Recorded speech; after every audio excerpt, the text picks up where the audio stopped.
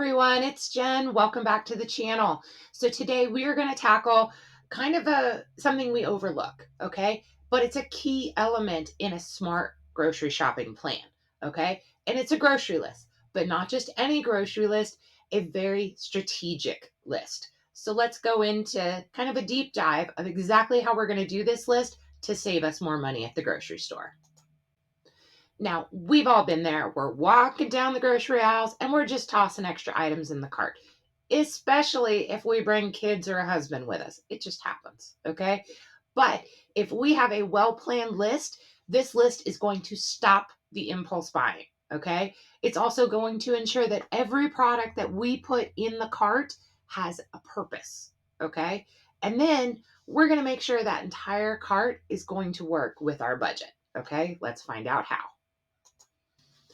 I like to break my grocery shopping list into two parts. I have a needs part and a wants part. Okay. So this needs part is going to be all the items that I need to fill in my meal plan. Okay. Now, hopefully, when I make my meal plan, I am going to use as much items that I already have at home. So I'm going to shop my pantry and my freezer before I even get to the grocery store. So if I was to buy a whole week's worth of groceries for a meal plan, that could be 50, 60 items. But by utilizing what I already have at home, I can cut that list down to maybe 20, 25 items. Okay. Now, the other side is my want list. And every time I use something up or I grab the last one from the pantry, I'm going to put it on the list. Now, when I go to the grocery store, I'm definitely going to buy everything on the needs because I need that to complete my meal plan. The wants are items I'm going to keep an eye out for. And this will be stuff like unadvertised deals and markdowns. Okay. Now, another keynote about this grocery list. So I used to use a big thing, and it was a very long list. Okay.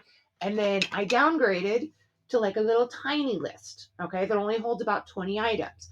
Well, as I've gotten better and better and better at this, now I only use a note card, okay? And I had a ton of these from like the back to school clearance stuff.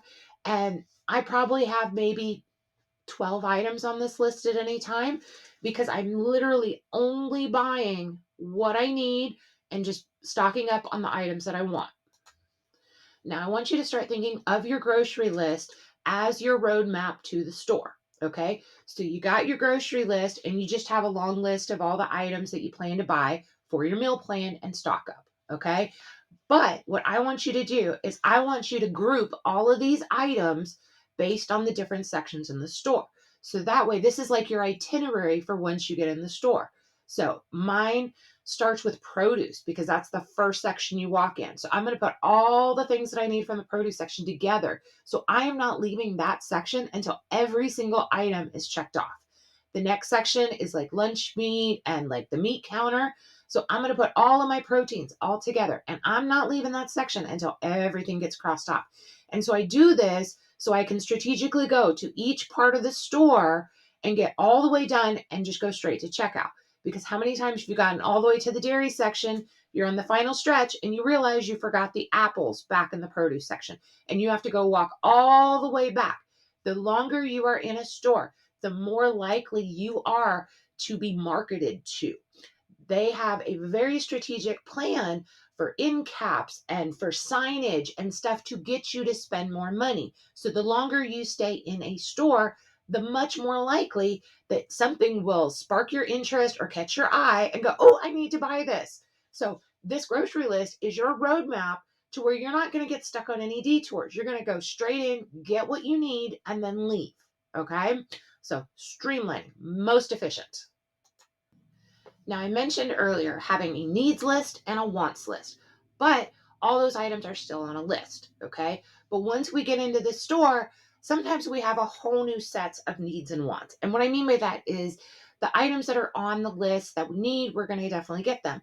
But with that marketing that we see, the signage, sometimes the balloons or the cart in the middle of the aisle full of items, that can trigger us to have a want. And these are really more based on cravings. Okay. So you see something, go, ooh, that sounds good. I think I'm going to buy that. Typically, those items, especially on the end caps, are not always the best deal. So I will weigh the price of those items and depend on if that does fit in my budget and if it will actually help. But I want to make sure that I don't buy anything and put it in my cart unless I have a distinct purpose for it. So it's got to be for this meal plan or for an upcoming meal plan, and it has to be a price that's good. So just because you see like a new flavor or something that really sparks your interest, write it down on your list so you can keep an eye out for it later at a better deal. Or I'll add it to my inspiration list because this might be something that I recreate at home. So you can keep an eye out, but just don't be swayed to buying things that are wants at the store. Now, here is what I call the trifecta of savings. Okay. If you are meal planning and doing your grocery list and pairing it up with sales cycles, this is how you're going to save the most money because you're going to meal plan based on what you have already. So that's going to cut your grocery list in half. And then you're going to fill in with items that are already on sale.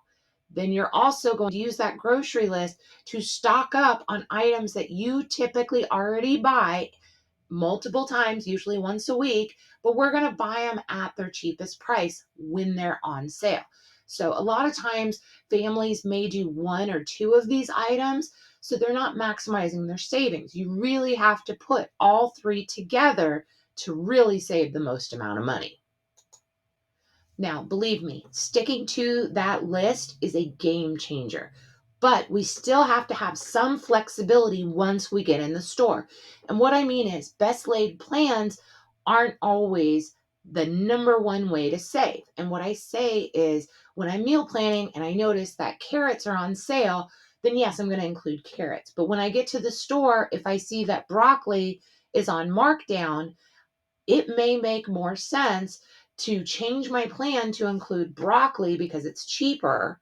And even though carrots was a good deal, I may just have to switch that out. Or if I see that broccoli is a good deal and that it's something that we eat a lot and it's at a very low price point, then I might consider to myself, do I have the time to take it home and to prep it and freeze it so that way in the future weeks I have broccoli to use? So you have to constantly keep an eye out and pay attention, and then also think ahead. So, is it a good price? And do I have the time to prep this for later? So, hopefully, some of these tips and tricks have taught you something new, and maybe you'll find a new strategy to try out. And please share with me what strategies you use on your grocery list down below in the comments.